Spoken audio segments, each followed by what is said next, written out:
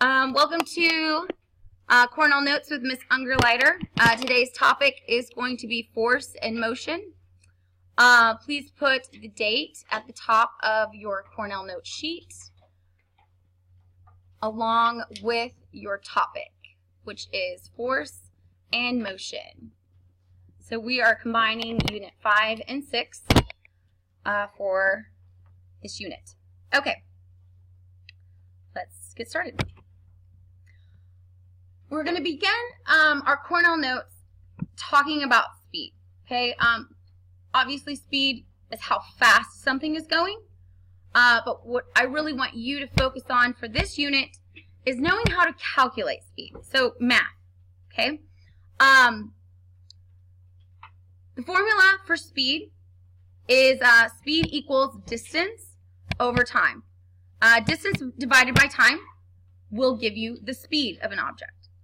An example of speed would be meters per second, miles per hour. It's always going to be a distance per time. So it could even be centimeters per second. Okay, so your unit for speed will always be something per something. Okay.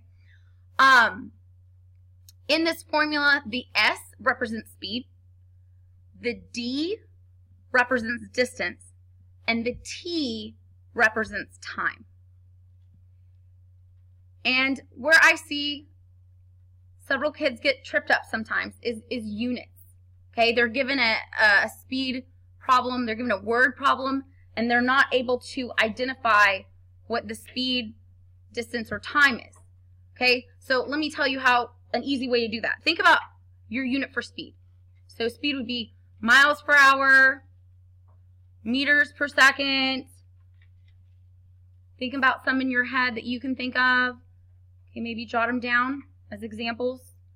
Okay, centimeters per second. Think about the units for distance. Okay, so distance would be like miles, meters, kilometers. Okay, think about all the examples you can think of for distances. Okay, and then finally, think of some examples of time. So, seconds, hours, anyone else? Minutes, okay? So just remember those units, okay? And remember what they're representative of. So on your Cornell Notes sheet, or on your Cornell Note sheet, what I want you to do is I want you to draw this triangle. This is called a triangular formula. And it's an easy way to remember the formulas if you're having to look for distance or speed or time. And I'm going to have one posted on the board for the duration of this unit. Okay, so you will not have to memorize the triangular formula, but you do know how to use it.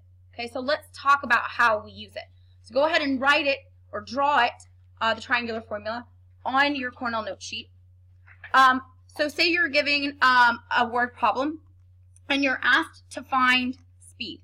Okay, what you will do is you will cover the variable, the unknown variable, which would be speed, and you will see that the D is over the T. Okay, so that means S, or speed, the formula is distance over time. So say in a word problem, I've asked you to find time. Okay, you would cover the unknown variable, which would be time, because that's what I'm asking for, and it would give you the formula of D over S. Do you see that? Okay, now the last one is a little weird. Say I ask you to find the distance of something. Okay, you would cover, once again, you would cover your unknown variable, so you would cover the D, and notice how the S and T is side by side? That's where you would multiply. Okay, so distance equals S times T. Okay, does anybody have any questions about that?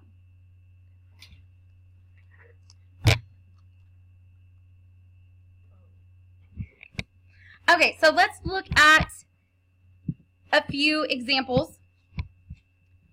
Okay, so go ahead and do number 1 in your head.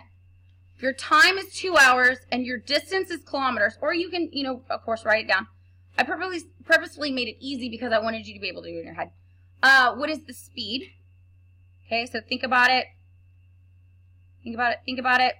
The number is easy to come up with, but can you also come up with the unit for speed? Okay? So show me with your hands the answer to number 1, the number. Okay? If you were holding up 7 fingers, you were correct. Okay? And the unit would be kilometers per hour. Okay. Try number 2. Number 2 gives you speed. It gives you time. You are looking for distance. Okay, so if you need that formula, you look over here, or you look at your triangular formula, you cover the D because that's what you're looking for. You multiply S times T. 40 times 2 is 80. Okay, but think about that unit. What is that unit going to be? You've got 40 meters per second, you've got 2 seconds. Okay, the seconds would cancel out and you'd be left with meters. Okay, so the answer would be 80 meters. Okay, how are we feeling about speed? How are we feeling about the triangular formula, being able to use it? Okay, we're going to get more practice, okay, using the triangular formula.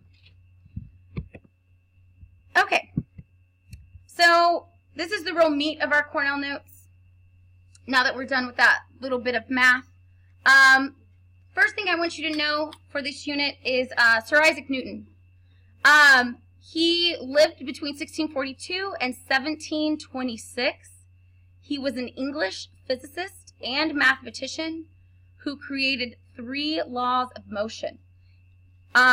Notice he has a title in front of his name, Sir. Okay, that means that he was knighted by the King of England at the time, which means that he was well respected.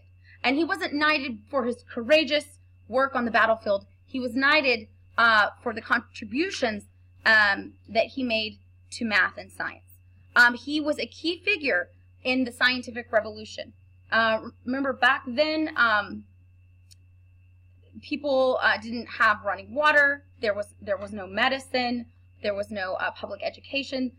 Typically, the masses were very uneducated, and a lot of people looked at science as witchcraft. It was scary to them. Okay, but he actually led this scientific revolution of teaching people, hey, science isn't scary. It's real stuff, and it can help us. Okay, so he's a cool dude. Look at his perfectly coiffed hair. Right. Okay. Moving on, balanced and unbalanced forces. Let's start with our balanced forces. You have to understand that forces are acting on everything. Okay, forces are always acting on everything. And forces act on things simultaneously. Okay, when you're dealing with what's called a balanced force, that's when the 2 forces are acting in opposite directions and they're equal in size, and it creates 0 movement. So anytime something is not moving, you could say that it has a balanced force. You have seen this before if you've ever watched a tug of war game. When the 2 teams are creating no movement of the rope, that means that they are pulling at the with the same amount of force, and that creates no movement. Okay, so moving on to unbalanced forces. It's similar because you still have 2 forces acting in opposite direction, but they can cause a change in motion of an object. Unbalanced forces are what create movement. And I have to correct myself, they're not always acting in opposite directions. Sometimes they can act, or unbalanced forces can act in the same direction. Okay, but they do cause a change in motion of an object. So anytime something is moving, you could say it has an unbalanced force. This woman in the photograph, she's being walked by her dog. Her dog is pulling with more force than she is. Okay. Does anybody have any questions? Can we move forward? Okay.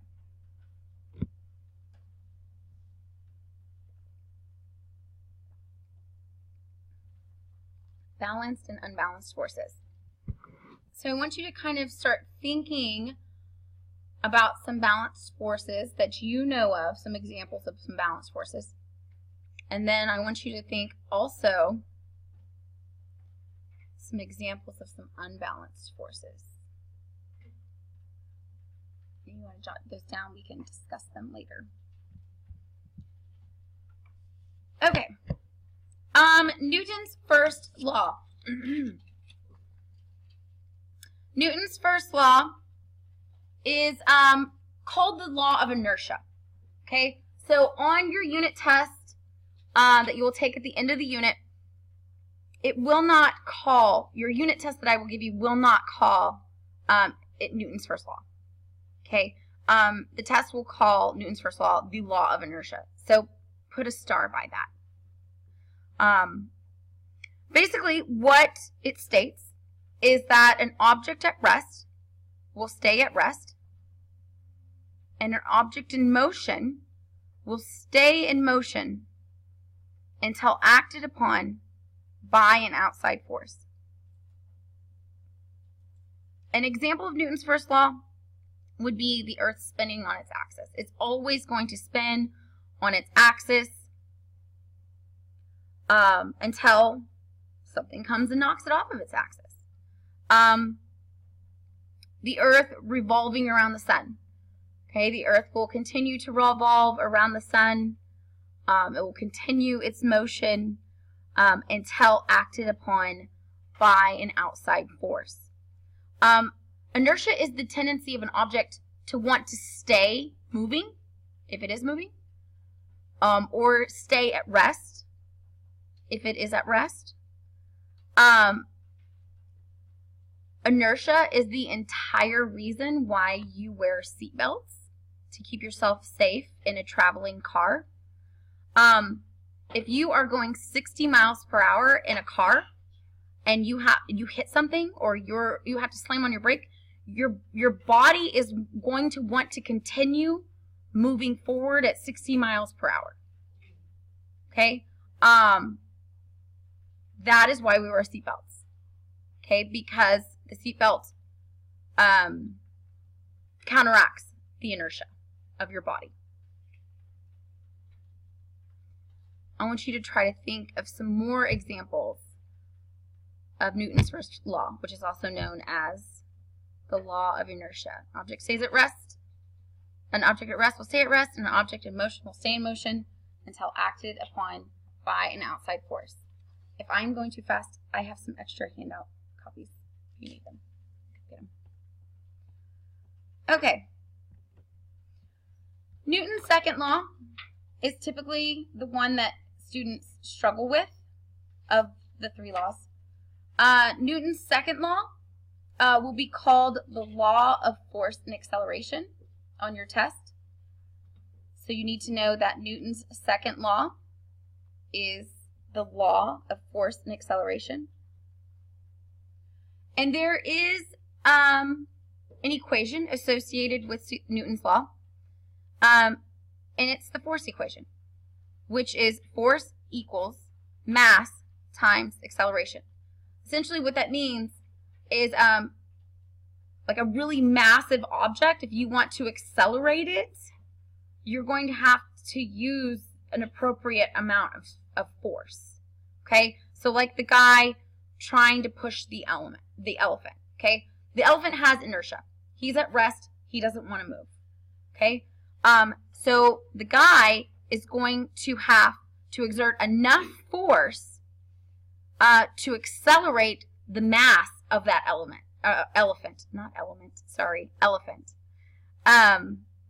force equals mass times acceleration.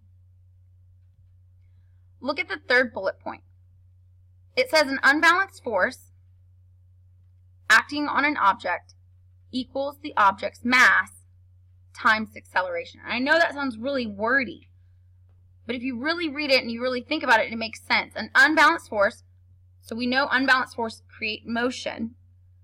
So in order to create that motion, you're going to have to exert enough force that is equal to the object's mass times its acceleration. Take a look at bullet point number 4. When a force acts on a particular object, the object will accelerate based on the direction of the force. That is so obvious. That's why it's a law. Okay, the guy hitting the ball with the baseball, okay, that baseball is going to move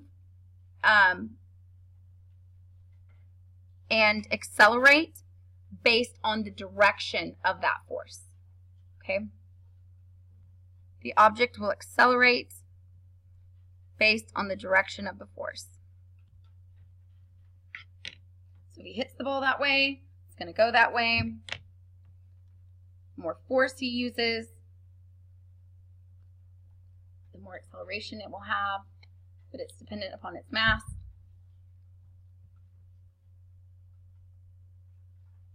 Can I move forward?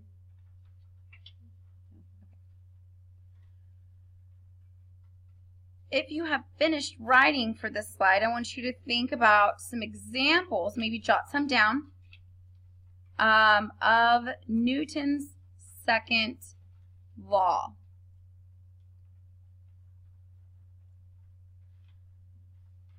And remember, Newton's second law just doesn't exist independently, okay? It exists with, like we gave the example that the elephant had inertia also. Okay, so there's an example of Newton's first law in that example with the guy pushing the elephant also.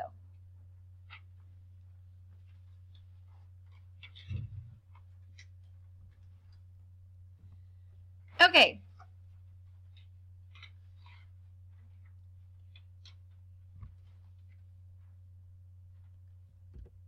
Oops. Okay, Newton's third law is probably the easiest for students to understand and remember because you can see it. It's really easy to see. Newton's third law is also known as the law of action and reaction. On your unit test, Newton's third law will be called the law of action and reaction. And it states that for every action, there is an equal and opposite reaction. Newton's third law is one of the reasons why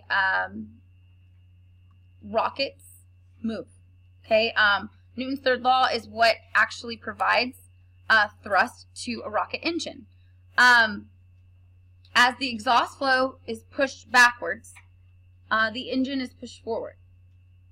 Okay, and remember that action is equal and opposite. So the more force that is being used to push backward, the higher the rocket will go, or the more energy the rocket will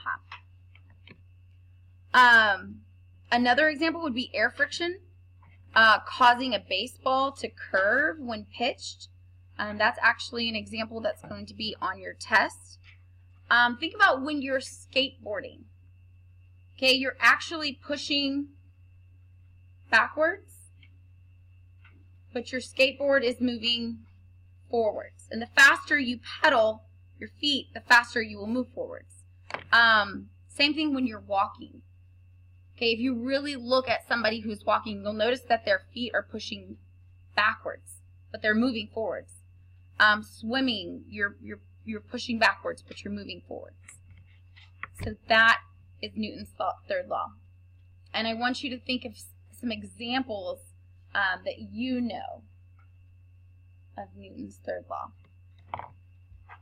Can you move forward?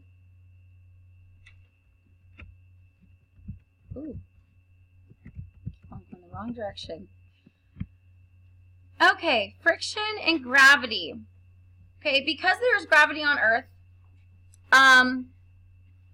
we have a force called friction. And friction is a force that will work against motion in any situation. It is a force that will work against motion in any situation. Notice the man in the picture. He is pushing forward. Okay, the box is showing Newton's first law, the law of inertia. It's not wanting to move, okay, because it's at rest. It has a tendency to want to stay at rest. He's trying to push the box, and as he pushes the box forward, the friction that is created between the box and the ground due to gravity is pushing in the opposite direction. Okay? So that would be friction. Friction is one of the reasons why we have to replace our car tires. Friction is the reason why if you were to roll a glue stick on your desk, it would stop.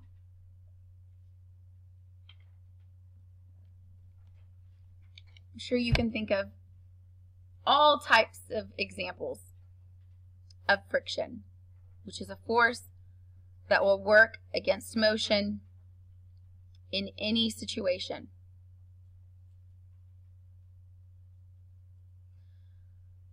If you have time, you can go ahead and maybe draw a picture of your little guy pushing your box. Okay, the next one is gravity. And gravity is actually what pulls object to the center of the earth. And it has a constant speed, which is listed in the third bullet point.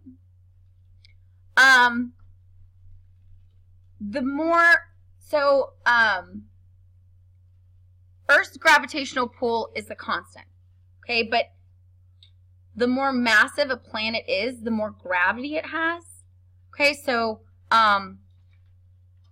Saturn would have more gravity than Earth, and Earth has more gravity than Pluto. So it just depends on the size of the object as to how much gravity it has.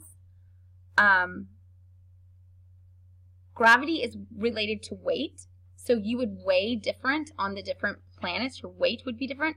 That's why in science we use mass, because your mass would stay the same, like how much matter you were made of would stay the same, but your weight would be different depending on gravity. Take a look at the second bullet point. This is actually an example on your unit test. Gravity will slow the speed of items as they rise from Earth and then accelerate the item as it falls. Think about when you're watching a baseball game. Okay, the batter hits the ball, okay, and it rises in the air much more slowly than it falls, okay, and that's due to gravity pushing against it, trying to pull the ball down. But that extra time that the ball is actually rising gives him enough time, or her, to run the bases. Okay, but once the ball hits its apex at the top, it will drop very quickly to Earth. Okay, last slide, guys. One more. Okay, let's go ahead and get a really good definition of inertia in there. Kind of go over it one more time. Remember, inertia is related to Newton's first law, and it is the tendency of an object to remain at rest, or if it's moving, to continue to move with a constant velocity, which is why we wear our seatbelts. Also, if you've ever noticed, if you're trying to push something that is very massive, like a car, it's very difficult at first, okay, because the inertia is resisting that motion. But once you kind of get it going, it becomes much easier. That object has the tendency that once it's moving to actually want to continue to move. Okay, and last but not least, the word velocity is used to describe speed in a particular direction. So For example, if you're talking about a car going 60 miles per hour, and that would be speed. But if you were to say the car is going 60 miles per hour north, the moment you have assigned a direction to that speed, it is then called velocity. Okay? So, car going 20 miles per hour, you're talking about the car's speed. If you're saying the car is going 20 miles per hour south, now you are talking about the car's velocity.